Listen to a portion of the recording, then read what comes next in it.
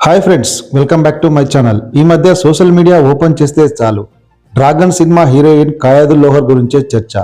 అస్సాం తేయాకు తోటల్లో పుట్టి పూణేలో పెరిగి ఇప్పుడు సౌత్ ఇండియా మొత్తాన్ని తన అందం అభినయంతో కట్టిపడేస్తున్న ఈ కొత్త తార గురించి ఎవరికి తెలియని విషయాలు ఈ వీడియోలో తెలుసుకుందాం. కాయాదుల్ లోహర్ 2000 సంవత్సరంలో అస్సాంలోని తేజ్పూర్లో జన్మించింది. కానీ ఆమె స్టడీస్ అంతా పూణేలో సాగింది. 9వ తరగతిలోనే మోడలింగ్ వైపు అడుగులు వేసింది ఈ భామ. 2019లో టైమ్స్ ఫ్రెష్నెస్ విన్నర్గా నిలిచింది.